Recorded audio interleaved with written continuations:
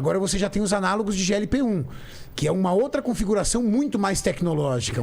É uma molécula muito mais moderna.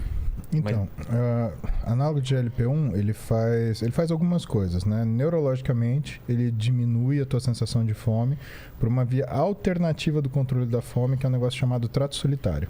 Trato? Tá? Trato solitário. A gente tem... A forma básica da gente controlar a nossa fome, Rogério, é um negócio chamado núcleo arqueado. O núcleo arqueado, ele controla dois sistemas diferentes. O sistema da fome, que é o sistema de neuropeptídeo YAGUT-RP, que através de um mensageiro chamado alfa-MSH, ele controla um outro negócio que chama receptor de melanocortina tipo 4. E isso fala para você, estou com fome. A outra coisa que o núcleo arqueado controla são os meios de saciedade e capacidade anorexígena, ou seja, parar de comer quando você está comendo e não comer quando você não quer comer. Tá? Isso é o sistema PONC-CART. E aí elas têm um mensageiro, a título de curiosidade, chama alfa-MSH, que também controla a função desse receptor de melanocortina tipo 4. Essa é a forma básica de você controlar a sua fome. E o que é interessante? Todos os hormônios do seu corpo, eles praticamente atuam ali. Por quê? Porque o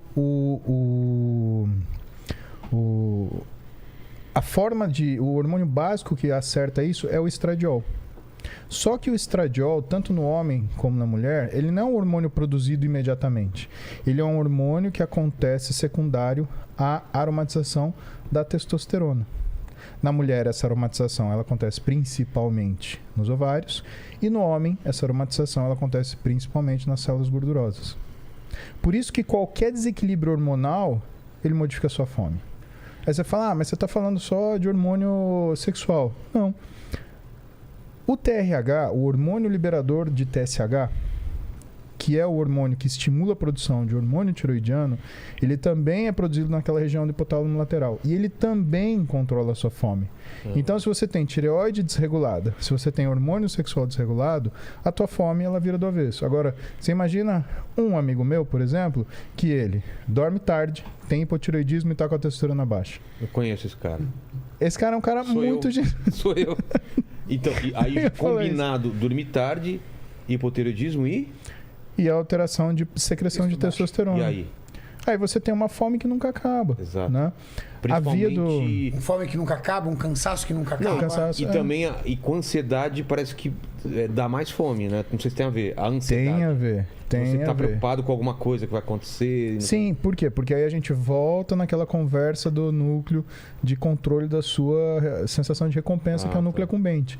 Então você tem uma ansiedade e você aprende, a gente aprende ao longo da vida que comer é uma coisa que traz uma diminuição da sensação de ansiedade. Não é que ela combate a ansiedade, é quando você olha a grandeza. A ansiedade aqui em cima, a sensação de recompensa aqui em cima, você meio que lateraliza essa sensação. Então você bate, sei lá, não é como se você apagasse a parede, é como se você pintasse alguma coisa meio por cima. Exato, dá uma enganada. E aí vem os análogos de GLP-1. Eles agem por uma via acessória, que é a via do trato solitário, né? E eles fazem com que você também tenha uma diminuição do esvaziamento gástrico, fazendo com que você sinta que o teu estômago está mais cheio por mais tempo. Fora a ação endócrina que ele tem, que é o aumento do tempo da ação da insulina, e a insulina no sistema nervoso central, ela é sacietógena. Tem muito profissional que ele tem uma confusão nesse termo, eles acham que a insulina dá fome, porque eles estão acostumados ao paciente que tem diabetes, por exemplo, fazer abuso de insulina e ter muita fome. Não é, mas nesse caso é que o paciente ele tem uma alta resistência periférica à insulina. Isso é um mecanismo de resistência hormonal, é outro papo. Mas quando o análogo de GLP-1 ele aumenta a ação, o tempo de ação da insulina, né, ele faz com que você tenha diminuição do que é a percepção de fome. Ao mesmo tempo, ele controla uma coisa muito importante, que é daí que ele tem uma ação tão importante do ponto de vista metabólico, de melhora de pacientes que têm diabetes tipo 2, por exemplo, que é o controle de uma coisa chamada produção de glicose endógena. É o quanto o seu fígado ele libera de glicose através da degranulação de glicogênio hepático, né? O fígado ele também faz isso, ele faz uma reserva de energia para a gente com base em glicose. Só que para ele guardar em glicose é muito grande, então ele faz como se fosse um colar de contas de glicose que a gente chama de glicogênio hepático. Se você libera isso muito na circulação, você tem aumento da sua glicemia.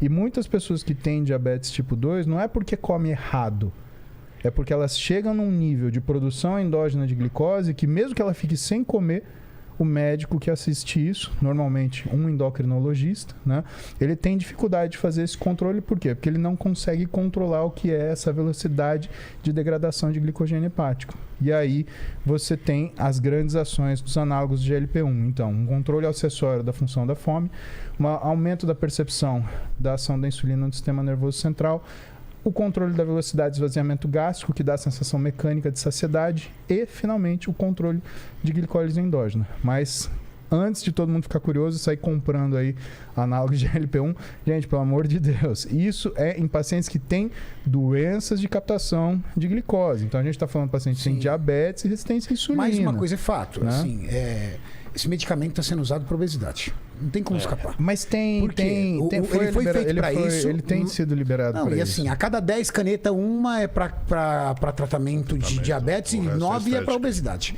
Eu desconfio isso também. Não, com certeza. Porque o que acontece? Muitas vezes o médico ele quer trazer a solução rápida para o paciente, para aderir o paciente a ele, entendeu? E aí ele, na verdade, vira ali o cara da receita, entendeu? Então isso é muito comum. Então, tecnologias farmacológicas novas vêm surgindo. Mas uma coisa é fato, Vilela, eu garanto para você.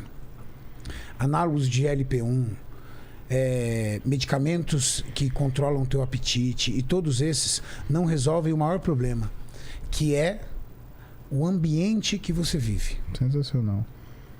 O ambiente que você vive vai levar você mais cedo ou mais tarde para onde você era.